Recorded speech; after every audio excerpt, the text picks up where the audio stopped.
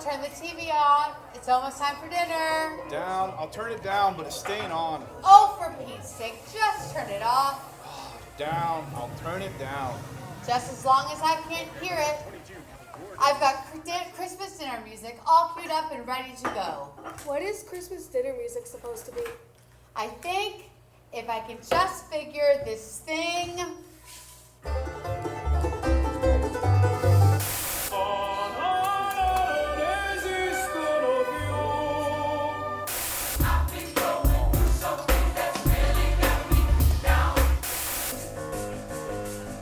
Mom, just let me see that.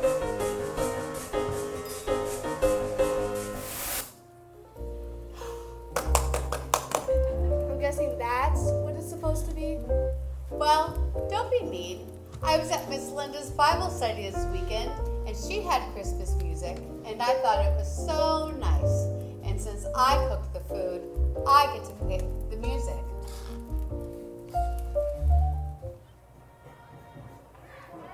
Turn it off. Down. I'll turn it down.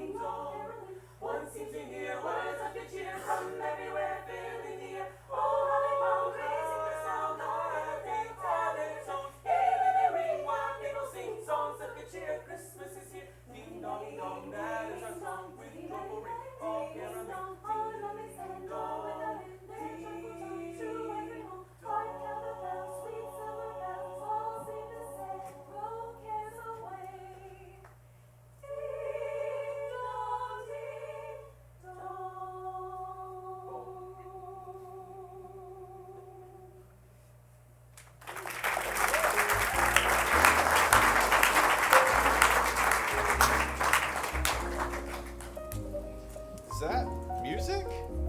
It's carolers. Go get Mama. She'll love this.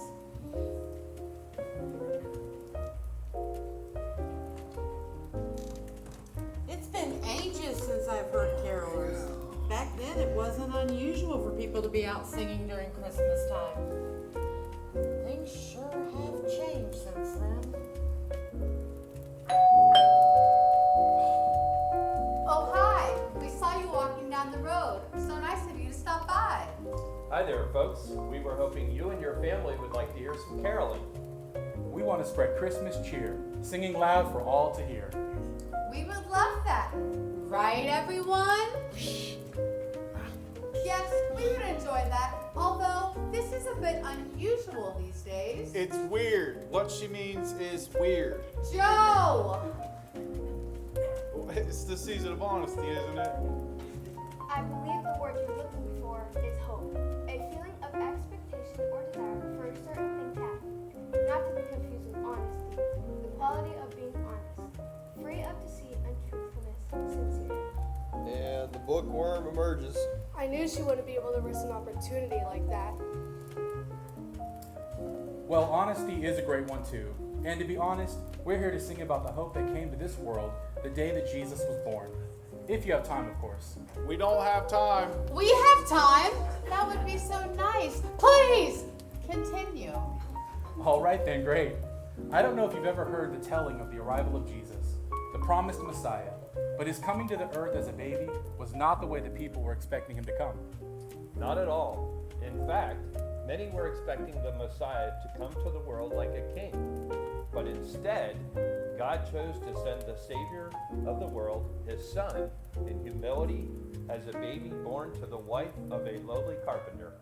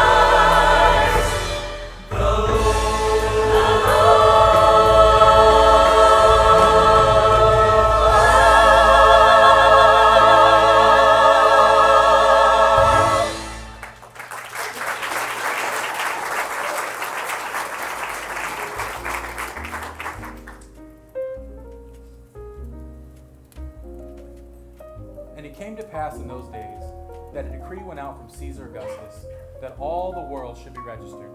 So all went to be registered, everyone to his own town.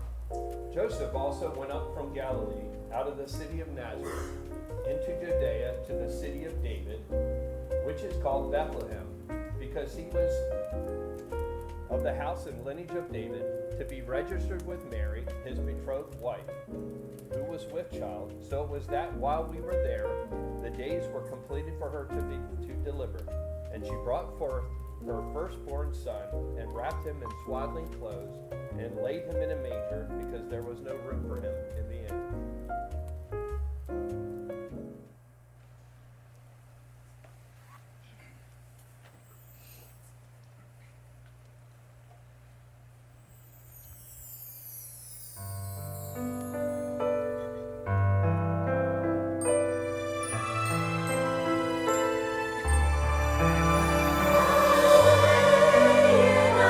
Nation, no grief for a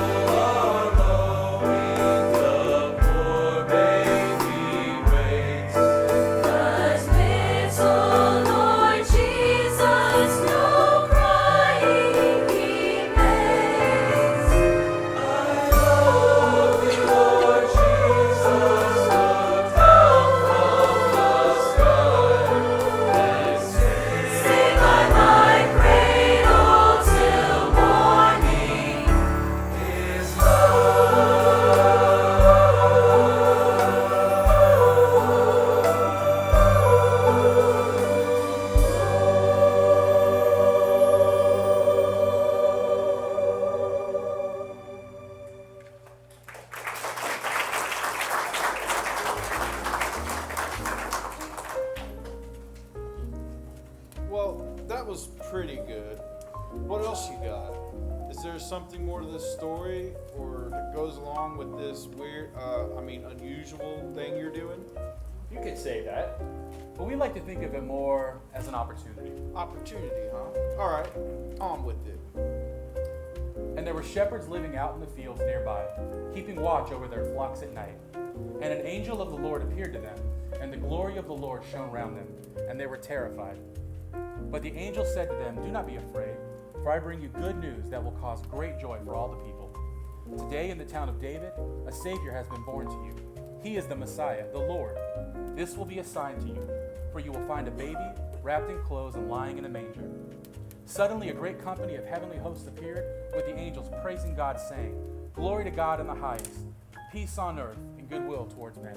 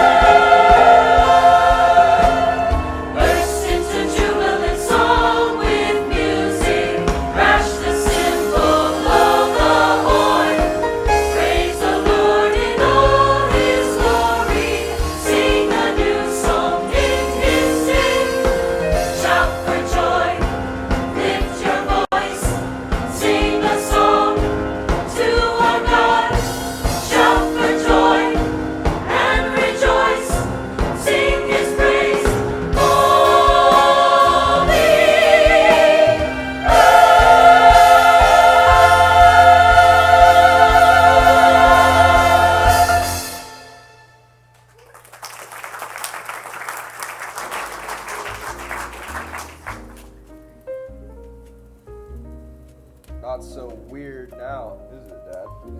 Weird, very strange, bizarre, suggesting something is supernatural.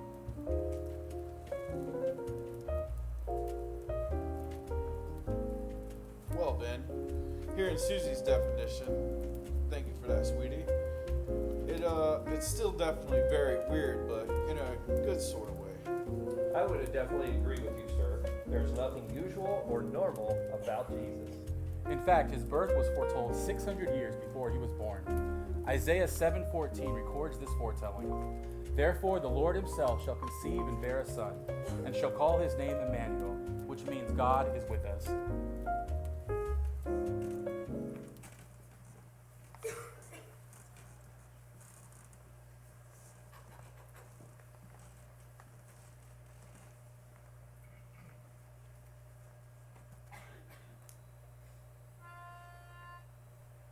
O come, Emmanuel, and ransom captive Israel.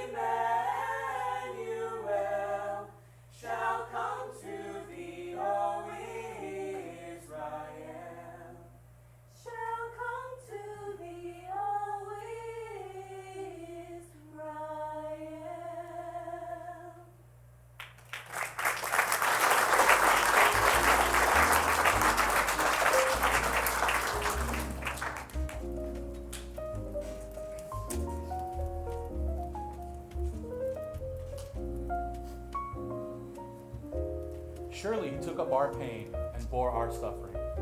But he was pierced for our transgression, he was crushed for our iniquities. The punishment that brought us peace was on him, and by his wounds we are healed. I remember this. We all, like sheep, had gone astray, each to our own way. It's about love, the whole thing. The stories, the songs. Not just any love, redeeming love. Redeem. Gain or regain possession of something in exchange for payment. What I read, Yeah, but we didn't actually think books. Redeeming love. This whole time I thought Christmas was about something completely different. Football mainly. It's okay, a lot of people do. It's really pretty simple. We were in darkness before Jesus came to be our light. His birth was foretold to give the world hope. And then hope was born, lived, died, and rose again. To forgive, heal, and regain possession of his people. It's redeeming love.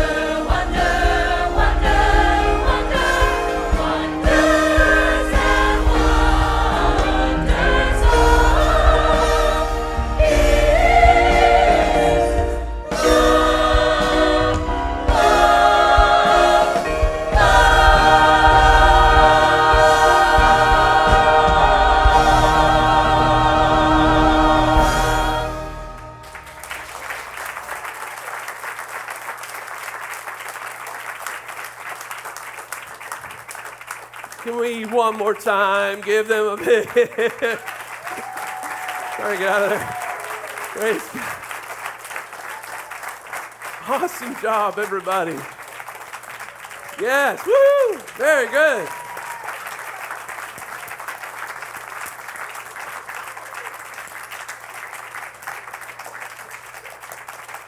Amen. Yeah, so as you probably are aware, we've had to face many hurdles just trying to put together a 20-minute program. Between sickness and everything else, we had to do a last-minute substitution, all these things going on. I'm just very thankful for the resolve of this church and this team, right? Wow, just kept pushing through. By the grace of God. By the grace of God. And so we want to just wish you a very, very merry, all the merries Christmas, okay? Just go in the hope of God. This redemption story can be your story. That is our one hope, church. That is our one joy. We set our eyes on Christ. He is our hope, our freedom, our redemption. Amen. Say amen. Thank you, Lord.